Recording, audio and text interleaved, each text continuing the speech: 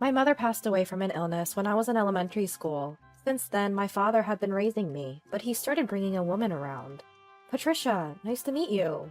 She smiled as she said that, and I felt something in her that reminded me of my mother. She seemed much younger than my father, but she was kind to me, and when my father proposed remarriage, I accepted, right away. Now I would have a mother too. For my younger self, this was a joyous occasion. I still remember it, even 30 years later. Back then, I never thought things would turn out like this. My name is Patricia, a 40-year-old homemaker. I live with my husband and daughter. For about a year now, I've been visiting my father in the hospital where he's been admitted. Cancer was found in him, and by that time, it was too late for surgery. He's now in palliative care, but he's outliving the prognosis given by the doctors. When my family and I visit, he's delighted to see his granddaughter's face, and it lifts his spirit. Every time I see my father smile, I remember the past. My mother died, and 3 years later, my father remarried. Looking back, I realized that as a child who lost her mother, I often asked my father, "Can you come to open house? Can you make it to field day? When can we go out next?" Maybe he thought I needed a mother.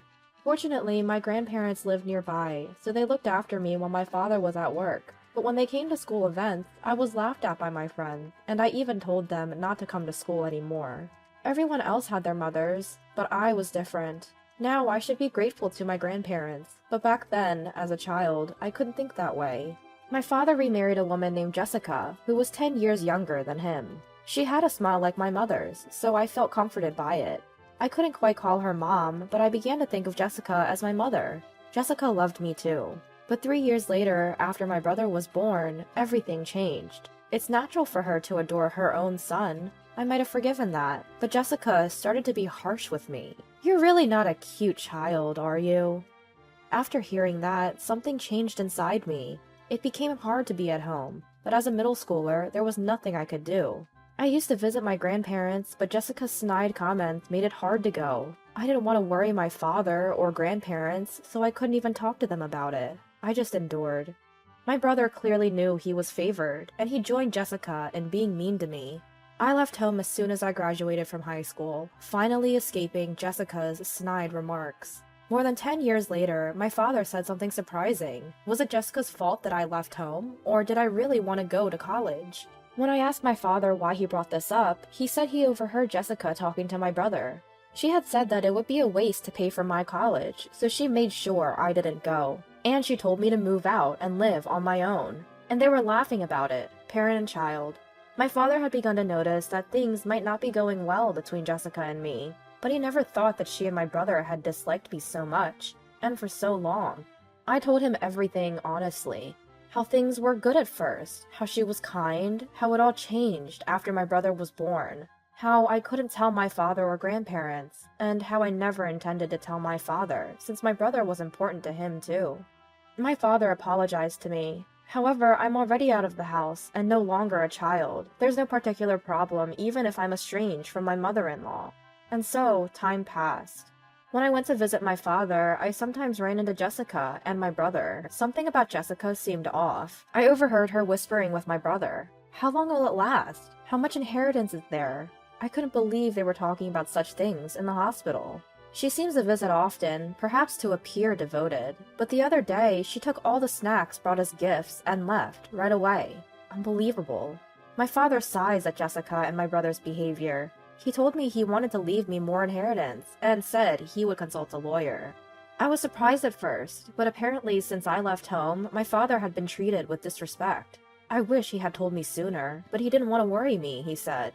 Parents and children think alike, don't they? My father's smile as he said this was memorable.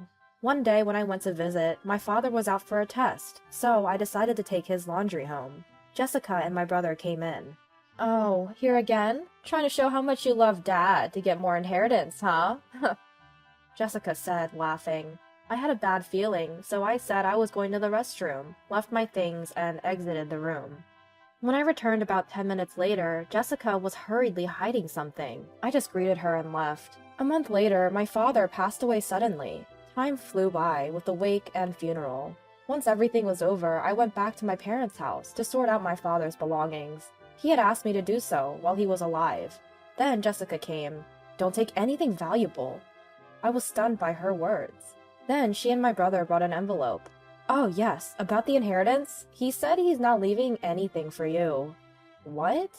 I didn't understand. Inside the envelope was a paper marked as a will. My daughter, who quickly abandoned her parents' house, has no intention of leaving an inheritance. Instead, I'll leave it to my devoted wife and son, Jessica said. There's no way my father would say that.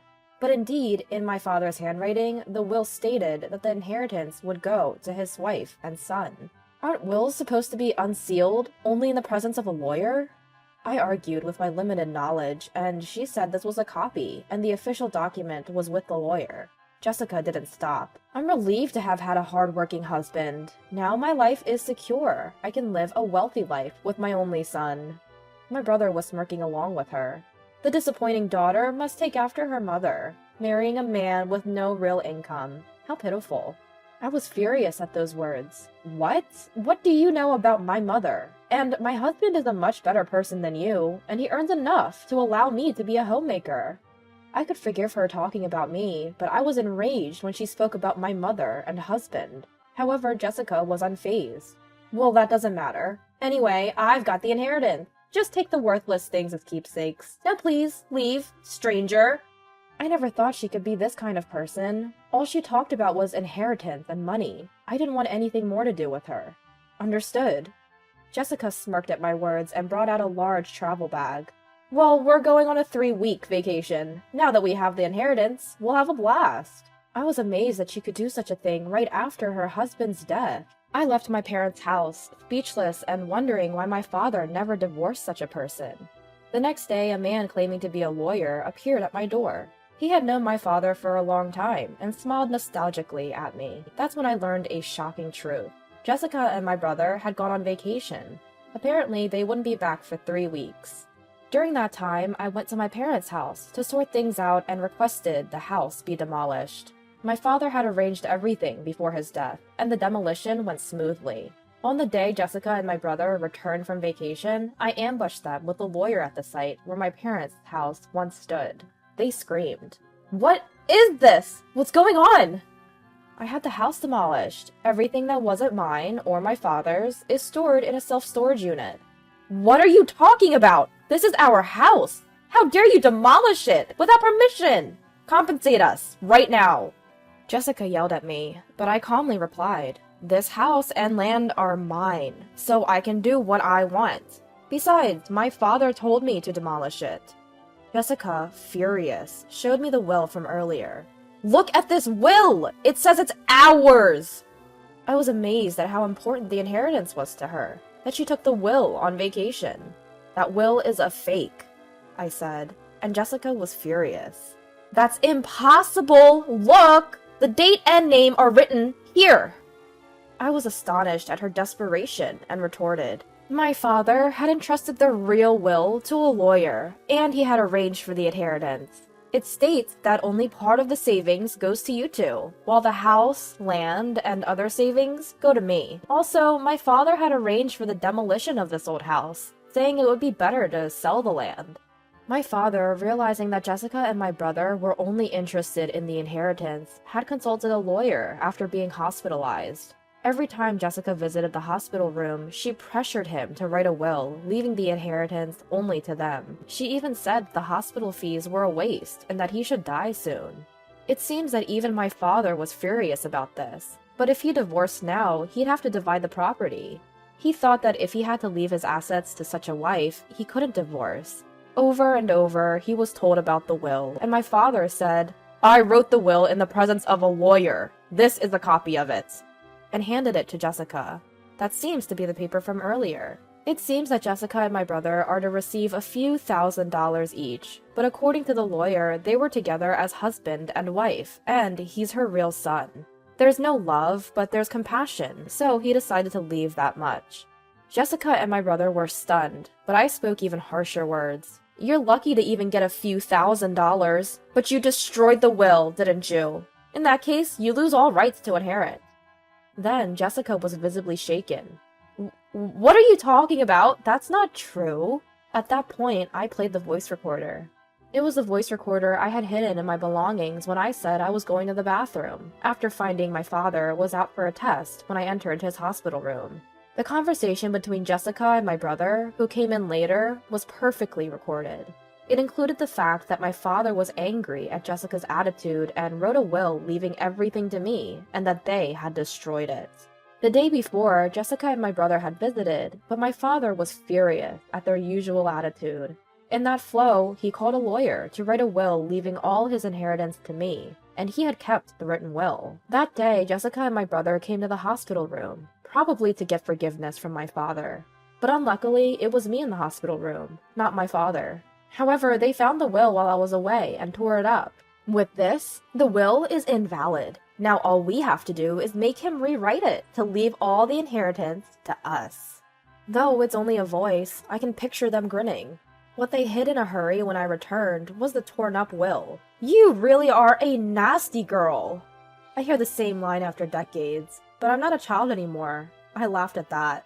"I don't care. It was my childhood home too, but I'd rather lose it than let you two live there." Then my brother interrupts the conversation. "Hey, Mom, what about the $10,000 you spent on the trip?" Hearing this, Jessica is visibly shaken. Apparently, she thought my father's inheritance was coming and had been spending quite lavishly. I wonder how one can spend $10,000 in just 3 weeks. Jessica suddenly changes her attitude and turns to me for help. "Patricia, we're family, aren't we? You'll share a little with us, right?" "What? What are you thinking? I don't consider you family. Besides, your son is in the prime of his career, so he can pay that amount right away, can't he?